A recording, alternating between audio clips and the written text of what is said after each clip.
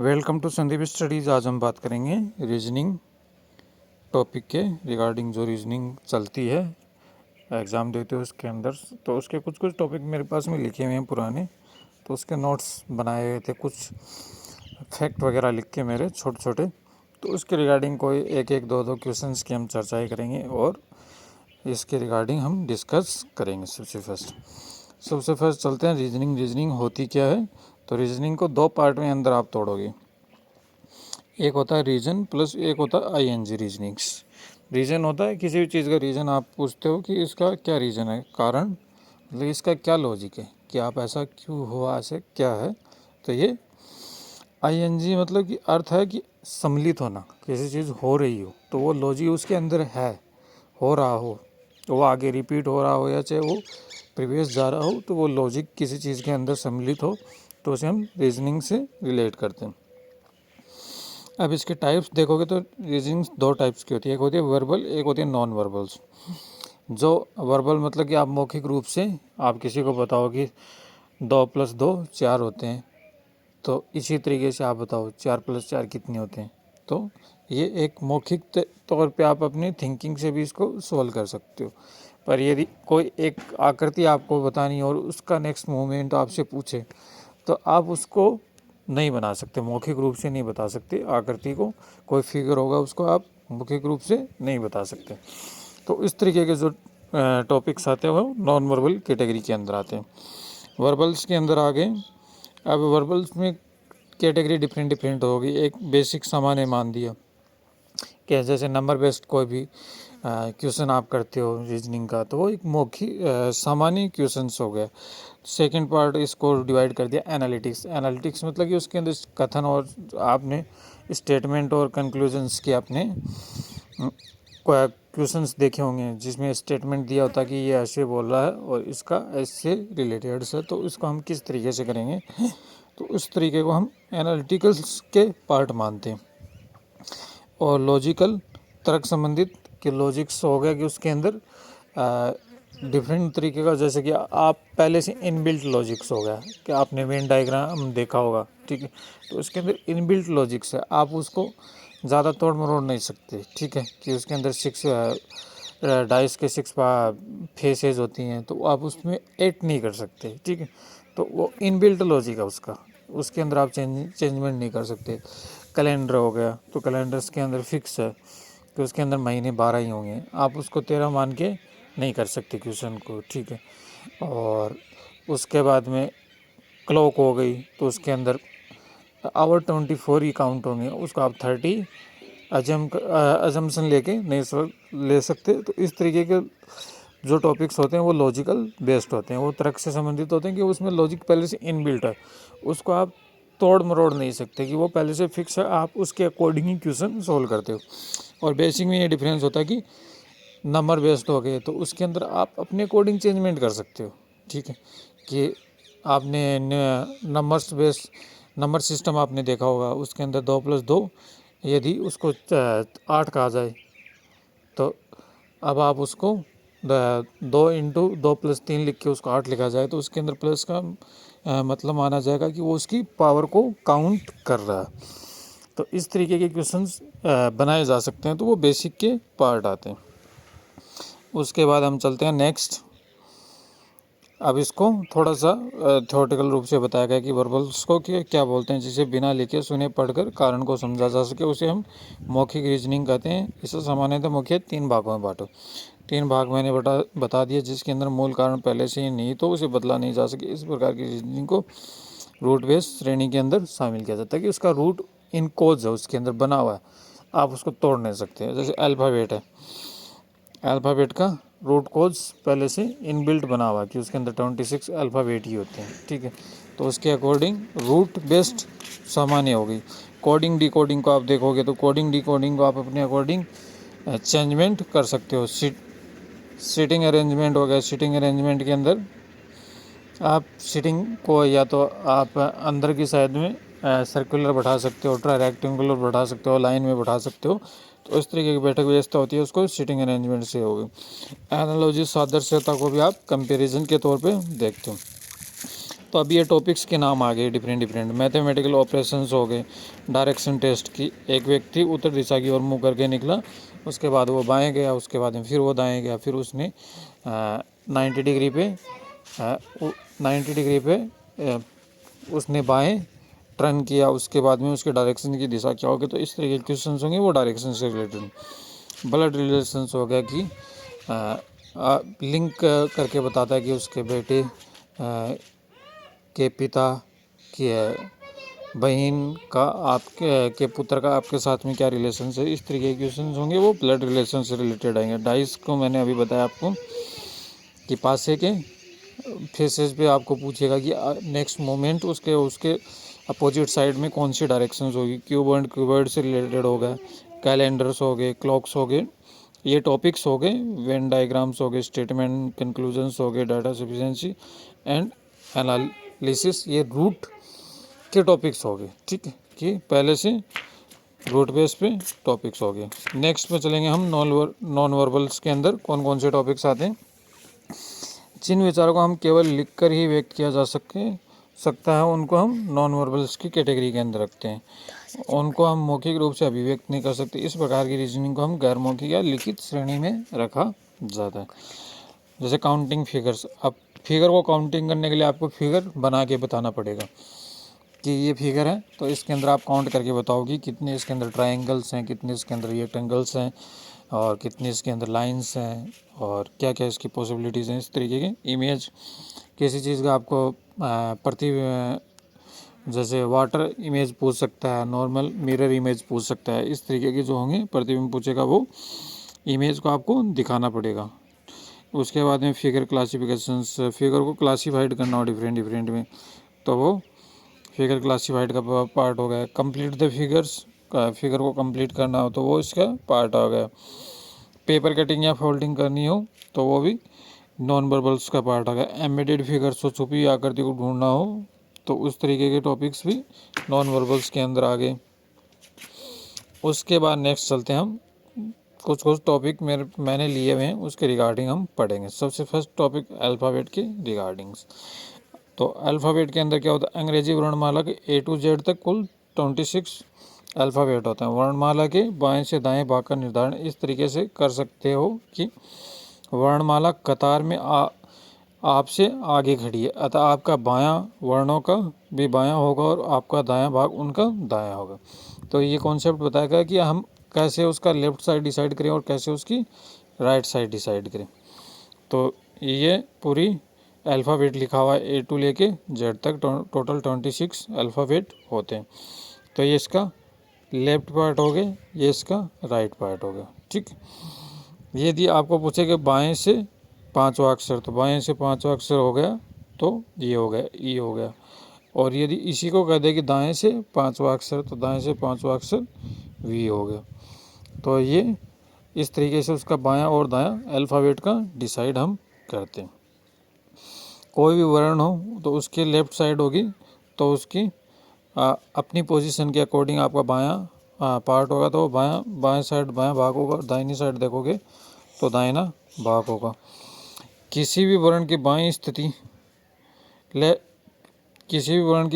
Left position और दाईं स्थिति राइट पोजीशंस का योग वर्णमाला में एक अधिक अर्थात 27 होगा।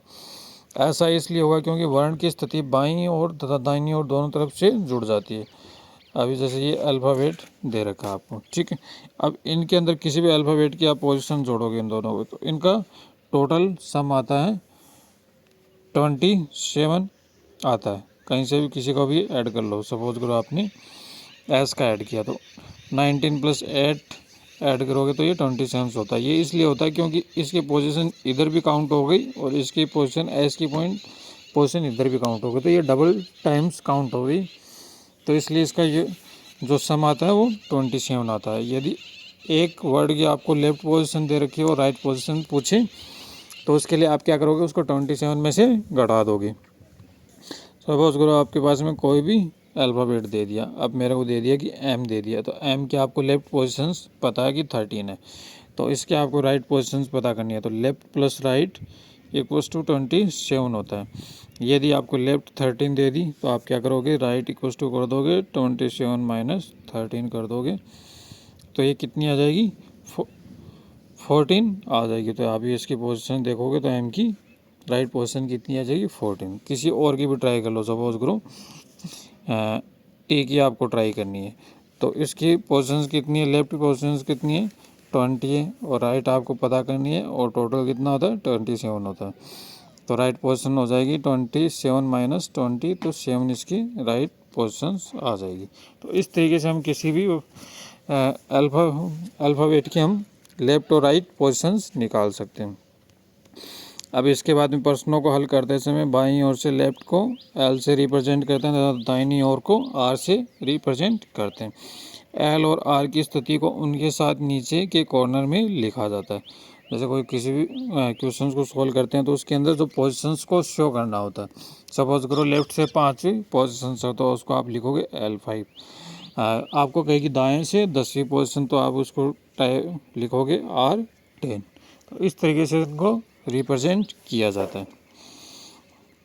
उसके बाद में नेक्स्ट, यदि आप इसको रिप्रेजेंट कर रहे हो तो उसके अंदर किस तरीके से आप इनको लिखोगे। यदि आप कोई भी क्वेश्चन सोल्व कर रहे हो तो उसके अंदर लेफ्ट लेफ्ट आ जाए तो उसको आप घटा देंगे। यदि अपोजिट आए, लेफ्ट राइट आए, तो आप उसको जोड़ दोगे। और जो पहले जो वर्ड होगा, पहले जो पोजीशन होगी वही उसमें शो हो जाएगी। घटाओगे तो उसकी पोजीशंस लेफ्ट ही शो होगी, उसके बाद में जोड़ोगे तो उसकी पोजीशन बाद में लेफ्ट ही शो होगी। राइट और लेफ्ट को जोड़ोगे तो उसके बाद में उसकी पोजीशंस राइट ही शो होगी। राइट राइट को आए तो उसको घटाएंगे और उसकी पोजीशन उसके बाद में राइट ही शो होगी। यदि लेफ्ट और राइट को इंटरचेंज करते हैं तो एल को लिखोगे 27 माइनस आर और आर को लिखोगे 27 माइनस एल। और इक्वेशंस को सोल्व करते समय यदि मान नेगेटिव आ जाए, इसको सोल्व कर रहे हो और उसका वैल्यू जो नेगेटिव आ जाए तो उसके अंदर आप क्या कर दोगे, 26 ऐड कर दोगे। टोटल अल्फ़ाबेट 26 होते हैं, तो जो वैल्यू आ जाएगी आपके पास में पॉजिटिव आ जाएगी।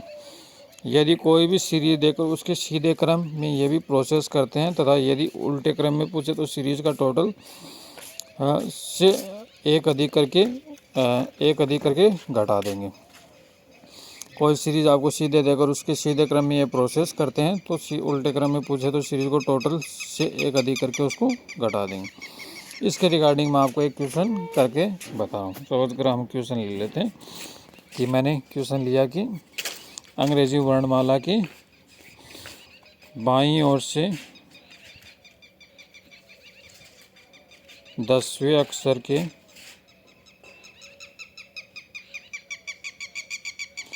दाईं ओर 5वां अक्षर कौन सा होगा। छोटा सा क्वेश्चन है, ठीक है। तो आप इसको किस तरीके से लिखोगे, बाईं ओर से 10वां अक्षर तो उसको आप लिख दोगे लेफ्ट हैंड। उसके बाद में दाईं ओर से राइट 5, ठीक है। इनके बीच में पहले स्लेश लगा देंगे और लेफ्ट और राइट है तो आप इनको क्या कर दोगे, दोनों को ऐड कर दोगे। तो लेफ्ट और राइट दोनों को ऐड करोगे तो कितना आ जाएगा, लेफ्ट से, अब पहले वाली पोजीशन लेफ्ट है तो इन दोनों का ऐड कितना होगा, लेफ्ट से 15।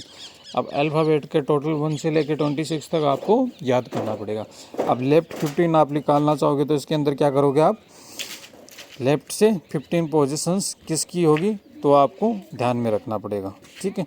जो वर्णमाला उसके अकॉर्डिंग जैसे मैं आपको बताऊं, जो पहले मैंने पिछले पेज के अंदर आपको ये दिखाई थी वर्णमाला, तो इसके अंदर जो ये आपको पहले वाला क्रम आपको एक ध्यान में रखना पड़ेगा ताकि हम इसकी इधर से पोजीशंस हम निकाल लेंगे, राइट पोजीशंस। तो लेफ़्ट से 15 नंबर की पोजीशन से क्या आता है, ओ आता है। तो उस क्वेश्चन का आंसर क्या हो जाएगा, ओ हो जाएगा। तो इस तरीके से हम छोटा सा एक नॉर्मल सा क्वेश्चन सॉल्व कर सकते हैं, ठीक है। और उसके पहले दाएं जाएंगे फिर दाएं जाएंगे। अब ये छोटा सा क्वेश्चन था कि 10वें और 5वां अक्षर कौन सा है। यदि मैं उसको उसी के अंदर वर्णमाला के अंदर दिखाऊं तो लेफ्ट से पहले 10वें पे जाएंगे तो कौन सा है, जे, और उसके भी दाहिनी ओर जाएंगे तो दाएं कौन सा हो जाएगा, वर्ण के दाएं इस साइड हो जाएगा। तो उसके बाद में फिर 5 काउंट करोगे तो 11, 12, 13, 14 तक 5 काउंट करोगे तो 15 पे ओ आएगा। उसके बाद में 10 + 5 करोगे तो उससे आगे 15 पे ओ आएगा, तो इसका आंसर हो जाएगा ओ। तो इस तरीके से नॉर्मल सा अल्फ़ाबेट का क्वेश्चन किस तरीके से सॉल्व करते हैं ये आ गए। और यदि ये पोजीशंस लेफ्ट लेफ्ट हो तो घटा देते हैं। यदि बाईं ओर से 10वें अक्षर के फिर बाईं ओर पूछ लेता आपको बाईं ओर 5वां अक्षर कौन सा होगा, तो इसको आप लिखते लेफ्ट 10 और लेफ्ट 5। अब बीच में स्लैश लगा दिया। अब इन दोनों का क्या करोगे आप, माइनस करोगे इनके बीच। पहले इसको आपने रिप्रेजेंट किया और इसको बीच में माइनस करोगे, तो लेफ्ट 10 में से 5 करोगे तो कितना जाएगा, लेफ्ट का 5 आ जाएगा। अब लेफ्ट के 5 का आपको किस तरीके से इसमें फाइंड आउट करोगे, तो लेफ्ट से 5 पे कौन सा आता है, ई आता है। ठीक, तो इसी तरीके से आप उसको वर्णमाला के अंदर देखोगे तो क्या करोगे, यहाँ से लेफ्ट पे 10 पे क्या जे, अब इसके 1 2 3 4 5 पे ई आएगा, तो इसका आंसर क्या आ जाएगा, ई आ जाएगी। तो इस तरीके से अल्फ़ाबेट का एक सिंपल सा क्वेश्चन किस तरीके से सॉल्व करते हैं उसके रिगार्डिंग मैंने आपको बताया। ठीक, ज़्यादा कॉम्प्लिकेटेड क्वेश्चन अभी मैं आपको नहीं बता रहा। यदि इसका मान माइनस में आ जाता, ठीक है, तो उसके अंदर 26 ऐड करके किस तरीके से निकाल दे। यदि आपको ये दे देता कि ये वैल्यू छोटा दे देता, ये दे देता कि लेफ़्ट से दूसरे अक्षर के राइट से लेफ़्ट से 5वां अक्षर बताओ। अब इन दोनों को करोगे माइनस करोगे तो कितना आ गया, लेफ़्ट का -3 आ गया। जैसे लेफ़्ट के बाईं ओर से दूसरे अक्षर के बाईं ओर 5वां अक्षर कौन सा होगा, तो लेफ़्ट से 2 और लेफ़्ट से 5, और इन दोनों का लेफ़्ट लेफ़्ट है तो क्या करोगे आप, इसको माइनस कर दोगे और लेफ़्ट का -3 आ गए। अब इसके अंदर आपको क्या करना है, 26 ऐड कर देना। जैसे 26 ऐड करोगे तो इसकी पोजीशंस कौन सी आ जाएगी, लेफ़्ट से 23 पे, और लेफ़्ट से 23 पे कौन सा वर्ड आता है, तो ये आपको ध्यान में रखना है, और वो कौन सा आता है, डब्लू आता है। तो इस तरीके से इसका आंसर डब्लू आ जाएगा। अब मैं आपको इसमें वर्णमाला के अकॉर्डिंग करके दिखाऊं, तो आपको पहले कह रहा है कि बाईं ओर से लेफ्ट का 2, तो लेफ्ट के 2 पे कौन सा आता है, बी, और उसके भी बाईं ओर 5वां, तो इसके बाईं ओर का काउंट करोगे तो कौन सा आ जाएगा, पहले 1 नंबर पे ए, फिर घूम के फिर लास्ट में चला जाएगा, ये 2, ये 3, ये 4 और ये 5, तो 5 पे कौन सा आ गया, डब्लू आ गया। तो इस तरीके से आप नॉर्मल सा क्वेश्चन सॉल्व कर सकते हैं किसी का भी। तो ये लेफ़्ट से 5 आ गया, तो इसके अंदर माइनस आ जाए तो उसके अंदर हम प्लस ऐड कर देते हैं। सेकंड टॉपिक्स के रिगार्डिंग मेरा लिखा हुआ है सीटिंग अरेंजमेंट का। तो सीटिंग अरेंजमेंट को वैसे टिपिकली 2 तरीके से रिप्रेजेंट किया गया है कि एक ओपन शेप में, मतलब कि आप जो भी आपके पास में व्यक्ति हो तो आप उसको एक लाइनिंग में बैठा रहे हो, तो ये ओपन शेप होगी। और सेकंड आ गई क्लोज शेप, जिसमें सर्कुलर या स्क्वायर्स के अंदर होगा। सर्कुलर आपने ये क्लोज शेप होगी जैसे। अब आप इनको 2 तरीके से बढ़ा सकते हो। एक तो होगा कि आप इनको बाहर की साइड में मूव करके डायरेक्शंस की ओर मूव करके बढ़ाओ। एक हो गया आप इसको अंदर की साइड में चेहरा करके आप इनको बढ़ाओ, तो ये इनसाइड इनकी डायरेक्शंस हो गई। अब इनको ये इनकी शेप्स होगी। सीधी रेखा के अंदर हो तो ये उत्तर की साइड में, ये नॉर्थ साइड होगी इनकी, ये साउथ साइड हो गई, ये पूर्व की साइड होगी और ये पश्चिम की साइड होगी। जो मैप होता है जैसे प्लस का निशान बना लेना, इसके अंदर ये ऊपर की साइड में उत्तर की साइड, तो इसकी साइड डायरेक्शंस हो गई उत्तर हो गई, ठीक है। और ये पूर्व होता है, ये पश्चिम होता है और ये दक्षिण होता है। तो इनकी साइड डायरेक्शन बनाओगे तो ये होगी। और आमने सामने की सिचुएशंस हो, उत्तर दक्षिण हो, तो ये आमने सामने उत्तर दक्षिण इस तरीके से रिप्रेजेंट करोगे। और यदि समांतर स्थिति दे रखी हो आपको कि दोनों समांतर हैं, पूर्व पश्चिम में ज़्यादा शो करोगे। यदि दो का आप समांतर स्थिति के अंदर बताए तो आप उसको किस तरीके से लिखोगे, ये समांतर में है और आमने सामने मुँह करके बैठे हुए हैं। यदि विपरीत डायरेक्शंस बताए तो ये इनकी विपरीत डायरेक्शंस होगी। इसके बाद में एक कॉन्सेप्ट और मेरा लिखा हुआ कि एक पंक्ति के मध्य उपस्थित जब लेफ्ट प्लस राइट का मान रो में मौजूद पर्सन से ज़्यादा हो तो इसका मतलब ये है कि वे एक दूसरे को क्रॉस कर रहे हैं। जब लेफ्ट और राइट पोजीशंस आपको दे रखी हो, दोनों की आप जोड़ो किसी भी, और उसका मान यदि उससे ज़्यादा हो तो इसका पोजीशंस हो गए कि आप उसका जो मान है वो ज़्यादा हो रहा है तो वो एक दूसरे को क्रॉस कर रहे हैं और उस पोजीशंस के अंदर -2 करते हैं। ठीक है, मिडल पर्सनस कैसे निकालोगे? सपोज करो मैं एक छोटा सा क्वेश्चन इसके रिगार्डिंग ले लेता हूँ कि एक पंक्ति के अंदर 10 व्यक्ति हैं। ठीक है, और इसके अंदर एक कोई पर्सनस का मैंने नाम ले लिया कि रजत की लेफ्ट से पोजीशंस 7 है और इधर मैंने एक ले लिया संजय ले लिया, उसकी राइट से पोजीशंस 9 है। तो इन दोनों का आप ऐड करोगे तो इनके अंदर टोटल कितना होता है? 16 होता है। जैसे रजत और संजय की दोनों की टोटल पोजीशंस करोगे तो 9 + 7 करोगे तो इनका टोटल कितना होता है? 16। पर अपने पास में क्यू के अंदर कितने टोटल? 10 है। तो कितने ज़्यादा हो रहे हैं? 6 ज़्यादा शो कर रहे हैं। तो इतने तो हो नहीं सकते कि लेफ्ट और राइट पोजीशंस आप इनको ऐड करो तो एक दूसरे को क्रॉस कर रहे हैं। यदि इनका मान कम होता तो वो एक दूसरे को क्रॉस नहीं कर रहे होते। ठीक है, अभी एक दूसरे को क्रॉस कर रहे हैं और इनके मिडिल के अंदर बीच में कितने पर्सन्स हैं वो आपने हमको पता करने। तो इसको आप क्या करोगे? 9 + 7 दोनों को ऐड कर दोगे। तो 9 + 7 दोनों को ऐड करोगे तो कितना आ जाएगा? 16। और इसके बाद में -2 इसमें से आप कर दोगे उस पर्सन्स की एक सिंगल पर्सन्स की आपको पोजीशंस सिंगल पर्सन अच्छा अलग अलग कर दी मैंने। ठीक है, यदि उसकी उसी के अंदर पोजीशंस राइट से आप कर रहे हो तो इसकी पोजीशंस कितनी आएगी वो आपको पता करना, और वो एक दूसरे को क्रॉस कर रहे हो तब है, तब -2 करते हैं। इसमें से -2 करोगे तो 14 हो गए।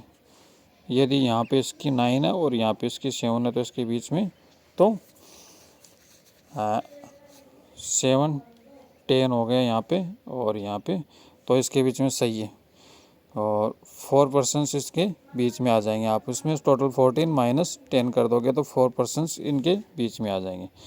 इसकी पोजीशंस संजय की पोजीशंस यहाँ से 9 है तो शुरू का 2 नंबर है और वो 7 है, तो इसमें से 7 में से 2 घटाओगे तो 5 बचेगा। पर एक की पोजीशन डबल काउंट हो गई तो उसको घटा देंगे तो टोटल इनके बीच में कितने आ जाएंगे? 4 आ जाएंगे। और यदि एक दूसरे को दोनों क्रॉस नहीं कर रहे तो तब इनका जो टोटल करोगे तो वो टोटल रो से कम आना चाहिए। तो उस कंडीशंस के अंदर क्या करोगे? Total person left + right person दोनों को ऐड करके टोटल में से घटा दोगे। तो ये कॉन्सेप्ट मेरा लिखा हुआ है, तो इसको आप थोड़ा ध्यान रखोगे कि उसकी यदि आपको लेफ्ट पोजीशंस दे रखी है, राइट पोजीशंस वही हो गया। जैसे रजत यहाँ पे 7 पे ले रखा है और मैंने संजय को ले लिया यहाँ पे 10 है टोटल, इसको 1 ही ले लिया। 1 2 3 और 7 8 9 10 हो गए। ठीक है, टोटल 10 पर्सन से और यहाँ पे 1 ले लिया। तो इनके बीच में आप करोगे तो इन दोनों को ऐड करोगे तो कितना हो गया? टोटल 7 + 1 8 हो गए। और टोटल कितने हैं? -2। तो इसके अंदर इसके टोटल कितने हो गए? अब उसकी राइट पोजीशंस, वो सिंगल पर्सन्स की आपको राइट पोजीशंस फाइंड आउट करनी पड़ेगी। उसको हम बदल देंगे तो हम 2 अलग अलग पर्सन्स की रिगार्डिंग ये नहीं बता रखा, एक सिंगल पर्सन्स की रिगार्डिंग ही ये बता रखा। तो इसके रिगार्डिंग आप क्या करोगे? टोटल कर दोगे तो इसके बीच में 2 और इसकी एक पोजीशन 2 बार काउंट हो गई तो उसमें से -1 कर दोगे तो उसकी पोजीशंस कितनी आ जाएगी? 1 आ जाएगी। यदि आप उसकी राइट से पोजीशंस फाइंड आउट करोगे तो कितनी हो गई? इसकी टोटल 10। और इसकी यदि उसकी पोजीशंस फाइंड आउट कर राइट से उसकी पंक्ति के अंदर पोजीशंस 10। उसके बाद में हम चलते हैं नेक्स्ट टॉपिक पे, ब्लड रिलेशंस। ब्लड रिलेशंस के अंदर क्या होते हैं? संबंध पीढ़ियों से चलते अदर पीढ़ी आगे, जो संबंध में नर जाति को स्त्रीलिंग से रिप्रेजेंट करते हैं और नर को पॉजिटिव से रिप्रेजेंट करते हैं। अब वो सेकंड स्टेज पे, अब ये स्टेज होगी 0 स्टेज पे होगी। जैसे आपको कोई रिलेशंस होगा तो 0 स्टेज पे होगा तो वो आप सेल्फ होगे। ठीक है, आपके माता पिता होंगे वो पहली स्टेज पे आएंगे। यदि आपका ससुराल होगा तो सास ससुर आएंगे, वो भी पहली स्टेज पे आएंगे। यदि आपका ननियाल जाओगे तो ननियाल में मामा मामी भी पहली स्टेज पे आएंगे।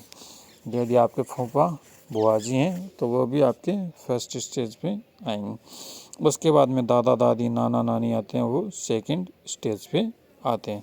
आप सेल्फ जीरो स्टेज पे हैं, आपकी पत्नी हो गई सेल्फ स्टेज पे, भाई भाभी हो गए, बहन हो गई, वो सेल्फ स्टेज पे हो गए।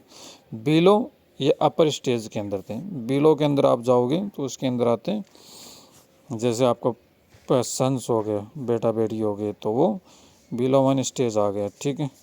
और उसके बाद यहाँ पोता पोत्र बोध हो गई, पोती होगी, नातिंस हो गई, ये सेकंड बिलो सेकंड स्टेज आ गए।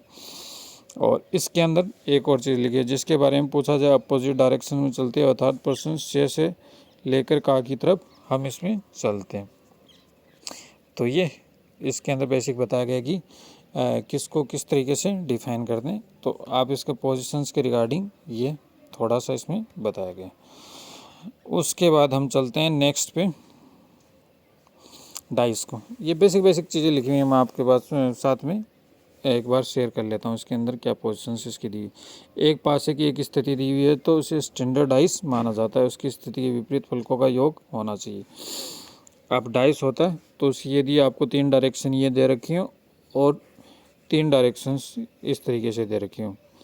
तो इसका ये कहता है कि डाइस के दो टोटल जो डिफरेंस होता है दोनों का योग 7 होना चाहिए। एक स्टैंडर्ड डाइस का पोजीशन, यदि आपको 1 दे के उसके विपरीत पूछे तो 6 होगा स्टैंडर्ड डाइस के अंदर।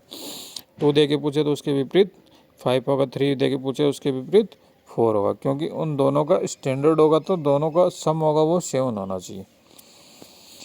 तो इन दोनों का सम 7 होना चाहिए, स्टैंडर्ड डाइस की कंडीशन से। एक पासे की 2 स्थितियां दी हों, दोनों स्थितियों में एक कॉमन संख्या हो तो उस स्थिति का मानकर क्लॉकवाइज डायरेक्शंस में हल करते हैं।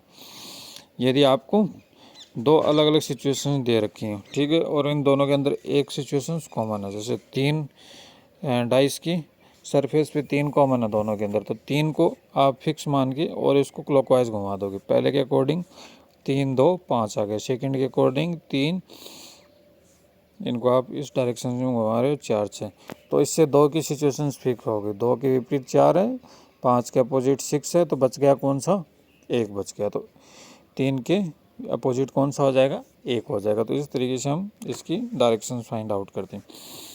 एक पासे की 2 स्थितियाँ दी हुई हैं, दोनों स्थितियों के अंदर 2 कॉमन संख्या हो तो उसको स्थिर मान के क्लॉक वाइज डायरेक्शंस को हल नहीं होगा, ठीक। तो इसको किस तरीके से हल करो, एक पासे की 2 स्थितियां दी हैं और दोनों स्थितियों में 2 कॉमन संख्या हो तो उस स्थिति को स्थिर मान के क्लॉक वाइज रोटेशन से हल नहीं होगा। जैसे आपको दे दी और इसके अंदर 2 डायरेक्शंस आपको फिक्स दे दी, 3 और 5 दे दी, और इसके अंदर 3 और 5 दे दी। अब इसके अंदर आप घुमा के लिखोगे 3 2 5 लिखोगे, यहाँ पे घुमा के लिखोगे 3 5 6, तो ये सही नहीं होगा, ठीक। इसको सॉल्व करने के लिए क्या करोगे, तो इसके अंदर जो 2 कॉमन दे रखी हैं वो जो बच गया वो इसके विपरीत आ जाएगा। तो 2 के अपोजिट कौन सा आ जाएगा, 6 आ जाएगा। दोनों स्थितियाँ 3 होगा तो बचे हुए विपरीत होंगे, तो 2 के विपरीत 6 होगा इस कंडीशन में। यदि एक पासे की 3 स्थितियाँ दी हुई, प्रथम स्थिति के 2 अंक अन्य 2 स्थितियों में मौजूद होते हैं तो प्रथम स्थिति का तीसरा अंक अन्य 2 स्थितियों में कॉमन अंक के विपरीत होगा।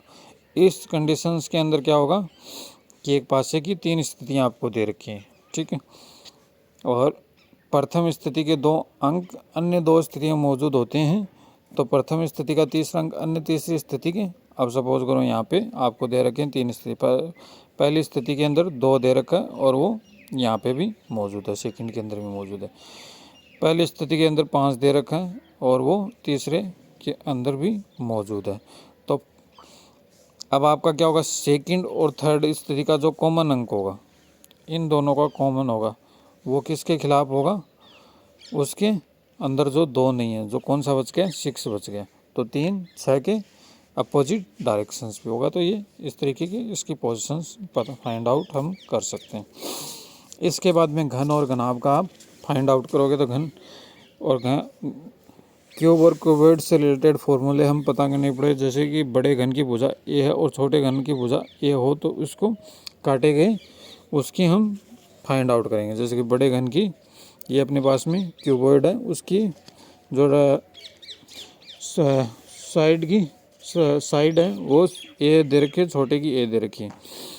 तो इसको क्या करोगे, तो बड़े वाली को छोटे से डिवाइड कर दोगे, तो क्या करोगे, तो टोटल कटिंग आपको एन पता लग जाएगा कि टोटल कितने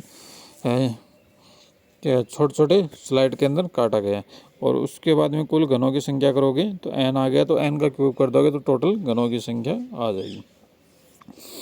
उसके बाद में यदि घन को लाल हरा नीला रंग से रंग दिया जाए तो तीनों तरफ से रंगे हुए घनों की संख्या, तो इसके जो कॉर्नर से कटेंगे, बिल्कुल कॉर्नर के जो कट होंगे वो 8 ही होंगे, चाहे कितनी ही कट मारो, 3 रंगों से रंगे हुए टोटल 8 ही आएंगे। और 2 तरफ से रंगे हुए रंगों की संख्या के लिए फॉर्मूला होगा n-2 इंटू 12, 2 तरफ से। और एक तरफ से रंगे हुए घनों की संख्या का फॉर्मूला हो जाएगा n-2 का होल स्क्वायर -6, उसका फॉर्मूला हो जाएगा। बिना रंगे हुए घनों की संख्या आपको फाइंड आउट करनी हो तो उसके लिए आप क्या करोगे, n-2 का क्यूब आ जाएगा। कुल लगाए गए कटों की संख्या, यदि कट कितने लगे हैं टोटल उसके अंदर काटने के लिए क्यूबोर्ड को, तो n का मान यहाँ पे आपको पता लग गया। तो उसके बाद में आप क्या करोगे, 3n-1 कर दोगे, तो उसके बाद में कुल घनों की कुल कटों की संख्या आपको पता लग जाएगी। और घनाभ के रिलेटेड आपको ये था, ये क्यूब से रिलेटेड फॉर्मूले होते हैं कि क्यूब को आपको काटा जा रहा हो। उसके बाद में क्यूबॉइड को काटा जा रहा हो तो उसके अंदर लंबाई चौड़ाई और एच तीनों दे रखी हैं। उसके अंदर एन का मान निकालने के लिए क्या करोगे, एल बी एच इंटू ए क्यूब करोगे, एन आ जाएगा। उसके बाद में फॉर्मूले, बाकी फॉर्मूले आप इन्हीं की तरह आप लगा दोगे। तो ये क्यूब और क्यूबॉइड से रिलेटेड फॉर्मूले अपने पास में थे। उसके बाद में नेक्स्ट मेरे पास में दे रखा है कैलेंडर्स। तो कैलेंडर के जो क्वेश्चन सोल्व होंगे तो आपको बेसिक क्या याद रखना पड़ेगा इसके अंदर फॉर्मूले, उसको हम बात करेंगे। यदि वार ज्ञात करना हो आपको तो तारीख, महीना, शताब्दी कोड, वर्ष, लीप वर्ष को योग करके उसको 7 से ऐड करना पड़ेगा। तो कैलेंडर्स के अंदर बेसिक फॉर्मूले आपको थोड़ा ध्यान में रखना पड़ेगा। शताब्दी का कोड निकालने का तरीका होता है कि उसके अंदर आप उसका भाग दे, वो ये टेबल भी आपको याद करनी पड़ेगी है कि आप उसके अंदर यदि 400 का भाग दोगे किसी के अंदर, यदि पूरा पूरा चला जाता है तो उसका कोड आएगा 6।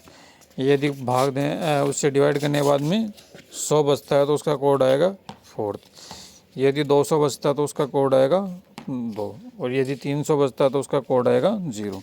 इसी तरीके से आगे के कोड डिसाइड होते चले जाएंगे। आप उसमें भाग दोगे, शेषफल बचे 0 0 तो कोड 6, 100 बचे तो कोड 4, 200 बचे तो कोड 2, 300 बचे तो कोड 0। महीनों का कोड आपको याद में रखना पड़ेगा। एक होता है नॉर्मल ईयर, एक होता है लीप ईयर, ठीक है। तो बाकी सब के कोड से लगभग सेम रहेंगे। बाकी जनवरी फरवरी के कोड चेंज होंगे ईयर और लीप ईयर के लिए। बाकी सब के कोड जैसे मैंने स्टार लगा रखे हैं, ये लीप ईयर के लिए हैं कोड, और बाकी सबके सेम है। तो जनवरी का नॉर्मल ईयर के लिए कोड कितना होता है, 1 होता है। फरवरी का कोड कितना होता है, 4 होता है। मार्च का कोड कितना होता है, 4 होता है। अप्रैल का 0, मई का 2, जून का 5, जुलाई का 0, अगस्त का 3, सितंबर का 6, अक्टूबर का 1, नवंबर का 4 और दिसंबर का 6 होता है। उसके बाद में दिनों के कोड आप ज्ञात करोगे, तो दिनों के कोडों में आप देखोगे तो ये किस तरीके से डिफाइन होंगे। तो शनिवार का कोड होगा 0, रविवार का कोड होगा 1, सोमवार का कोड होगा 2, मंगलवार का कोड होगा 3, बुधवार का कोड होगा 4, गुरुवार का कोड होगा 5। उससे आगे बढ़ते चलाए जाएंगे। इसमें जो फिक्स डे डिसाइड किया हुआ वो शनिवार डिसाइड किया हुआ। रविवार को 1 से काउंटिंग करके चलता है, शुक्रवार तक चलता है, शनिवार का फिर 0 हो जाता है। शताब्दी का प्रथम दिन शनिवार, सोमवार, बुधवार, शुक्रवार इवन डे हो। यदि शताब्दी का प्रथम दिन शनिवार, सोमवार, बुधवार, शुक्रवार इवन डेज 0 2 4 6 में से होगा, लेकिन रविवार, मंगलवार, गुरुवार 1 3 5 और नंबर कभी नहीं हो सकता। तो ये आपको ध्यान में रखना है कि शताब्दी का जो 100 साल बाद में जो स्टार्ट होगा तो उसका जो फर्स्ट डे होगा वो इवन में से ही होगा। जैसे 0 तो शनिवार हो सकता है, ठीक है। उसके बाद में सोमवार हो सकता है, 2 होगा, 4 होगा तो बुधवार हो सकता है, 6 होगा तो शुक्रवार हो सकता है। लेकिन 1 3 रविवार, मंगलवार और गुरुवार नहीं हो सकता, मतलब कि आप ये ध्यान में रखना कि ऑड नंबर नहीं हो सकता। इसी तरीके से एक शताब्दी का अंतिम दिन रविवार, मंगलवार, गुरुवार में से होगा, लेकिन शनिवार, सोमवार, शुक्रवार में से नहीं हो। तो ये उसी बात को उल्टे तरीके से कही हुई है। लीप वर्ष हमेशा 28 साल बाद में समान होता है। जैसे लीप ईयर होता है तो 28 ईयर्स बाद में वापस रिपीट हो जाता है। लीप ईयर के बाद वाला वर्ष हमेशा 6 साल बाद में समान होता है। तो ये छोटी छोटी चीज़ें आपको ध्यान में रखने वाली है कि लीप ईयर के 6 ईयर बाद का ईयर होगा जो वो सेम होगा। अन्य वर्षों का कैलेंडर होगा 11 वर्षों बाद में समान होगा। ठीक, तो इससे छोटे छोटे क्वेश्चन होंगे, वो आगे आएंगे तो हम कभी सॉल्व करेंगे। मैं एक टॉपिक वाइज करवाऊँगा तो उससे पता लग जाएगा। आज तो मेरे पास में जो पहले के नोट्स पढ़े हैं उसी के अकॉर्डिंग मैं आपको थोड़ा थोड़ा बता रहा हूँ। आप इसके रिगार्डिंग यदि मैं आपको क्वेश्चन करके दिखाऊँ एक छोटा सा, तो आप देख लीजिए। जैसे आज ही का कर लेते हैं। आज तारीख हो गई 16 मार्च 2026। आज का आपको डे फाइंड आउट करना है। ठीक है, कि आज क्या वार है। वैसे मंडे आज, और हम इसके अकॉर्डिंग फाइंड आउट करने की कोशिश करते हैं। तो अपने पास में ये फॉर्मूला आपको ध्यान में रखना है। सबसे फर्स्ट तारीख, तो तारीख में क्या करोगे 16, यहीं पे मैं सोल्व कर देता हूँ। उसके बाद में मार्च का कोड आपको देखना पड़ेगा। ठीक है, 2026 क्या है, नॉर्मल ईयर है, जिसके अंदर 4 का भाग नहीं जाता लास्ट के 2 अक्षरों में, वो नॉर्मल ईयर होगा। मार्च का कोड कितना होगा जिसके अकॉर्डिंग आप देख लीजिए, आपको टेबल याद रखनी पड़ेंगी। 4 होगा, तो मार्च का कोड 4 होगा, तो आपको 4 इसके अंदर ऐड करना पड़ेगा। उसके बाद में शताब्दी का कोड, शताब्दी कौन सी चल रही है 2026 चल रही है, तो इनके बीच में तो उसका कोड कितना हो जाएगा 6 हो जाएगा। आप 6 ऐड कर दोगे शताब्दी कोड।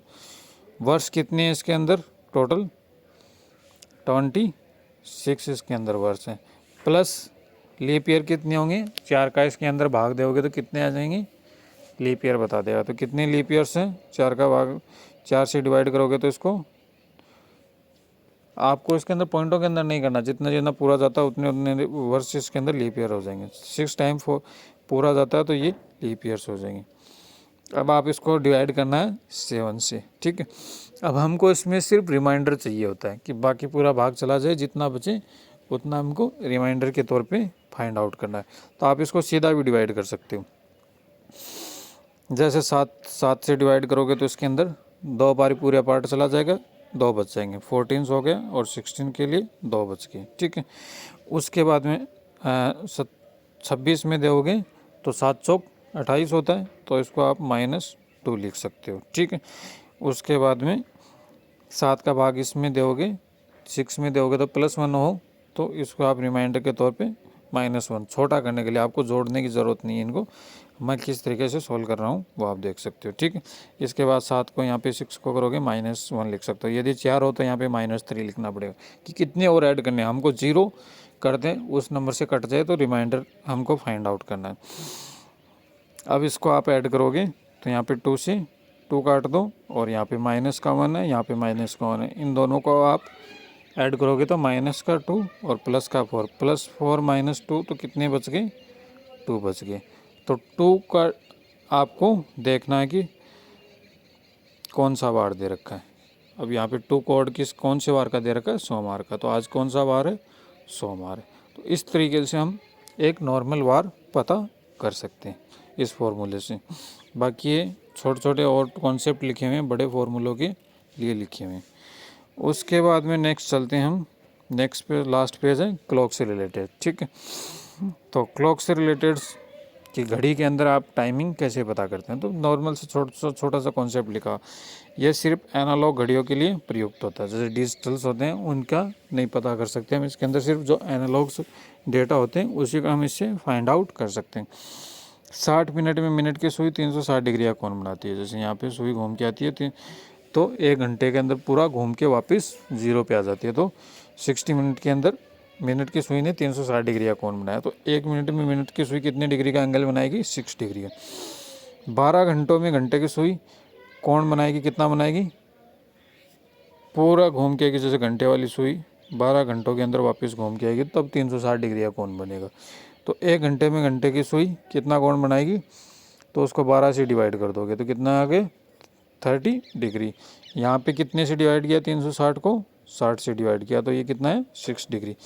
1 मिनट में घंटे की सुई कितना कोण बनाएगी, तो 1 मिनट से निकालने के लिए कितना होता है, जैसे 30 डिग्री घंटे में बना रही है तो इससे 60 से डिवाइड कर दोगे तो कितना आ जाएगा 1/2 डिग्री आ जाएगा।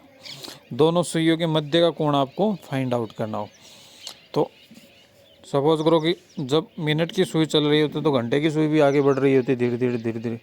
यदि मिनट की सुई यहाँ से पूरी घूम के यहाँ पे आती है तो घंटे की सुई भी 1 घंटे आगे निकल जाती है। तो आप देखोगे कि 60 मिनट में मिनट की सुई चल के जाती है, तब तक घंटे की सुई भी 5 मिनट आगे बढ़ जाती है। तो कितना फ़र्क आ गया उसके अंदर, 5 मिनट का बीच में डिफरेंस आ गया। तो इसीलिए इन दोनों के बीच का सुइयों के मध्य का कोण आपको निकालना हो तो आप इसको किस तरीके से निकालोगे, तो इसका फॉर्मूला आपको 11/2। तो टोटल 1 मिनट में मिनट की सुई कितने का एंगल बना रही है 6 डिग्री का, पर उसी 1 मिनट में घंटे की सुई कितने का एंगल बना रही है आधा डिग्री का। तो आपको क्या करना पड़ेगा, वो आधा डिग्री कम करना पड़ेगा, 6 डिग्री में से माइनस करना पड़ेगा आधा डिग्री। तो ये कितना बच जाएगा 5.5 डिग्री बच जाएगा। 5.5 को लिखोगे 5 दूनी 10 इंटू 11/2 इंटू मिनट। अब 11/2 इंटू मिनट कर दोगे तो ये मिनट की सुई के द्वारा बनाया गया एंगल आ जाएगा जितना पूछेगा। उसमें से आपको क्या करना पड़ेगा, घंटे का एंगल घटाना पड़ेगा। कितने बजकर कितने बजे तक है, तो 1 घंटे की सुई 1 घंटे में कितने का एंगल बना रही है 30 डिग्री का। तो उसको घंटे से 4 बजे 6 बजे 8 बजे तक तो उससे मल्टीप्लाई करना पड़ेगा। तो और उन दोनों को घटा दोगे तो उनके बीच का एंगल आपको पता लग जाएगा। तो ये फॉर्मूला आपको याद रखना होता है, 11/2 इंटू मिनट माइनस 30 इंटू घंटा। यदि मान पॉजिटिव आया तो मिनट की सुई घंटे की सुई से आगे, यदि इसका मान पॉजिटिव आ रहा तो ये बता रहा है कि सपोज करो कि आपके पास में दे दिया कि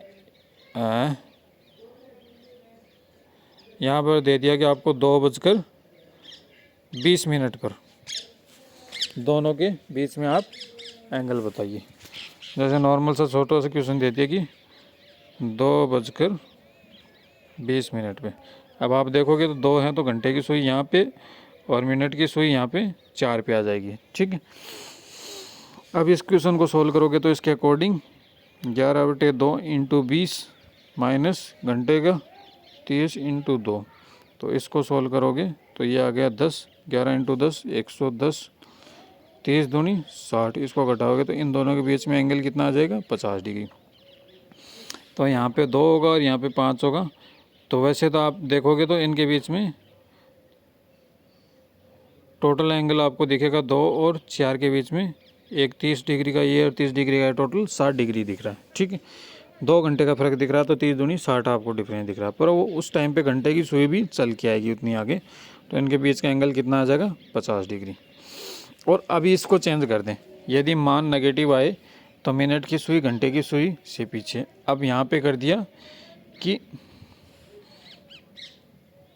घंटे की सुई को 4 पे कर दिया हमने और मिनट की सुई को 2 पे कर दिया। तो ये हो गई कि 4:10 पर 4:10 पे आप एंगल निकालोगे तो 11/2 इंटू 10 माइनस 30 इंटू 4, इसको सोल्व करोगे तो ये 5, 11 इंटू 5 11 पंजो 55 माइनस 30 4 120। तो 120 में से 55 घटाओगे तो ये कितना बच जाएगा 65 डिग्री बच जाएगा। ठीक है, तो ये 65 डिग्री एंगल माइनस में आ रहा है। तो माइनस का चिन्ह ये शो कर रहा है कि अब घंटे की सुई आगे है और मिनट की सुई पीछे है। तो ये वैल्यू सही है, इन दोनों के बीच में 65 है, पर ये -65 ये शो कर रहा है कि अब घंटे की सुई आगे है और मिनट की सुई पीछे। तो इस तरीके से आप इनके बीच का एंगल पता कर लेते हो। लंबवत स्थिति में समकोण हो 90 डिग्री पे तो 1 घंटे में 2 बार लंबवत स्थिति आती है। जैसे घड़ी घूम के आती है, यहाँ पे घंटे की सुई है, सपोज करो यहीं पे 12 पे मैंने घंटे की सुई रख ली, तो लंबवत स्थिति यहाँ से चलना शुरू हुई तो एक तो 3 पे सुई 3 पे आएगी यहाँ पे, तब लंबवत स्थिति आ जाएगी। फिर घूम के एक यहाँ पे 9 पे आएगी, तब लंबवत स्थिति आ जाएगी इसकी। ठीक, तो 2 लंबवत स्थितियाँ आती हैं घंटे की सुई में। दूसरी बार घंटे की सुई आगे की साइड में आती है। एक बार आती है घंटे की सुई के पीछे की साइड और दूसरी बार आगे की साइड। अब यहाँ पे 12 पे घंटे की सुई थी, तो अब यहाँ पे मिनट की सुई आगे है और यहाँ घूम के आई। अब मिनट की सुई पीछे है, घंटे की सुई उससे आगे। इनके बीच का एंगल देखोगे, एक एंगल ये हो गया, एक एंगल ये हो गया इनके बीच में। 12 घंटों में 22 बार समकोण की स्थिति बनती है। 22 बार इसलिए बनती है कि घंटे टोटल 12 होते हैं, तो 12 दोनों 24 होने चाहिए, लेकिन 2 से 4 के बीच की स्थिति में जाओगे आपने। जैसे यहाँ पे 2 पे और यहाँ पे 4 के बीच में आप पे जाओगे, तो 3 की सिचुएशंस होगी, तो 3 के अंदर वो लंबवत नहीं बना पाएगी। एक सिचुएशंस उसके अंदर कम हो जाएगी। तो 2 से 3 के बीच में जाओगे तो एक बार सिचुएशंस कम ही हो जाएगी, और 8 से 9 के बीच में जाओगे तब एक बार लंबवत सिचुएशंस कम हो जाएगी। तो 2 सिचुएशंस कम हो जाएंगी तो जो समकोण बनेंगे, तो 12 घंटों में 22 समकोण बनेंगे। तब भी फॉर्मूला सेम यही रहेगा, पर आपको लंबवत स्थिति निकालनी हो तो आप क्या करोगे, यदि आगे वाला निकालना हो आपको समकोण कितनी मिनट पे है, तो आप प्लस वाला 90 यूज करोगे, और पीछे वाला आपको समकोण निकालना हो तो आप -90 यूज करोगे फॉर्मूले के अंदर। ठीक है, कि आपने प्लस, अब घंटे के अंदर 2 बार समकोण बन रहा है तो प्लस आपने 90 यूज कर लिया तो आगे वाला समकोण बता देगा, और -90 यूज कर लिया तो पीछे वाला समकोण। इसी तरीके से आपको यदि मान पॉजिटिव लिया जाए तो आगे वाला समकोण बनेगा, और नेगेटिव लिया जाए तो पीछे वाला समकोण बनेगा। सीधी रेखा की स्थिति आपको पता करनी है, तो घंटे और मिनट की सुई के बीच में सीधी रेखा, सीधी स्थिति सिर्फ एक बार बनती है। कहीं पे भी सुई होगी उसके विपरीत जाएगी एक बार सीधी स्थिति। एक सीधी रेखा या 180 डिग्री के एंगल सिर्फ एक बार बनता है। 1 घंटे में एक बार सीधी रेखा की स्थिति बनती है, इसलिए 12 घंटों में 11 बार सीधी स्थिति बनती है। क्योंकि 5 से 7 के बीच में जाओगे तो इन दोनों के बीच में सिर्फ सिंगल 6 पे एक बार स्थिति बन पाएगी। 2 घंटों के अंदर सीधी स्थिति 180 डिग्री का एंगल बन पाएगा। तो इस स्थिति में आपको एंगल फाइंड आउट करना है कि सीधी स्थिति कब बनेगी। यदि पॉजिटिव लोगे तो आगे वाला सीधी रेखा सीधी स्थिति पता लगेगी, और यदि 180 डिग्री माइनस में लोगे तो पीछे वाली सीधी रेखा की स्थिति बनेगी। ये समकोण गलत लिखा हुआ। तो इस तरीके से हम फाइंड आउट कर सकते हैं कि टोटल किस तरीके से। लेकिन आप सिंगल एक फॉर्मूला आपको ध्यान में रखना है, ये वाला 11/2 मिनट इंटू घंटे वाला। यदि आपको समकोण पूछे तो प्लस कर दो, ठीक है। और आपको पूछे तो आपको एक बेसिक विजुलाइज कर लेना कि पीछे वाला समकोण बनेगा या आगे वाला समकोण बनेगा, तो -90 कर दो। इसी तरीके से आपको विपरीत पूछे तो प्लस कर दो या माइनस कर दो। इसके बाद में आपको यदि मिरर टाइम पूछे, आपको घड़ी का वाटर इमेज पूछे, तो वाटर इमेज पूछे तो उस टाइम पे आपको इसको क्या करना होता है, 17:30 में से घटाना होता है। यदि वाटर इमेज पूछे इस चीज़ की तो आपको क्या करोगे, इसको 17:30 में से घटाओगे। तो ये कॉन्सेप्ट आपको थोड़ा ध्यान में रखना होता है। अब इसका कॉन्सेप्ट बनता होगा किस तरीके से बनता होगा, लेकिन बेसिक तौर पे आपको उसको ध्यान में रखना पड़ेगा कि आपको बनाना है। तो उसके लिए आप क्या कर दोगे, इसको 17:30 में से, जैसे शाम के 5:30 होते हैं, ठीक है, तो 17:30 में से आपको इसको घटाना होगा, कोई भी मिरर इमेज हो। अब हम रेगुलर एक एक टॉपिक लेंगे और उसके रिगार्डिंग हम डिटेल से पढ़ेंगे। ये मेरे पास में छोटे से कॉन्सेप्ट बनाए थे, बुकों से उठाएंगे और पूरा एक एक टॉपिक डेली हम इसके रिगार्डिंग पढ़ेंगे, ताकि हम समझने की कोशिश करेंगे कि क्या क्या रीजनिंग्स के टॉपिक्स हैं, किस किस तरीके से अपने पास में। उसके बाद में मैथमेटिक्स रिगार्डिंग हम इसको पढ़ने की कोशिश करेंगे बेसिक तौर पे।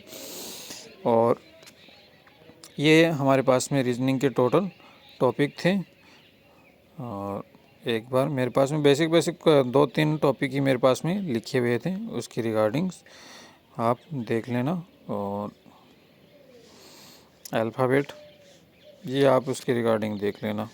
उसका थोड़ा सा मेरे को ये कॉन्सेप्ट, मैंने इसमें क्वेश्चन आपको थोड़ा गलत करवा दिया है, क्योंकि मैंने ये लिखा हुआ सही है इसका, लेफ्ट प्लस राइट पोजिशंस -2 आता है। मतलब कि यदि किसी व्यक्ति के आप लेफ्ट और राइट पोजिशंस ऐड कर रहे हो कि उसको दाहिनी ओर से काउंट कर रहे हो तो उसकी 2 पोजिशंस होगी, तो ये यहाँ पे भी काउंट होगा, यहाँ पे भी काउंट होगा, तब उसका -2 करते हैं।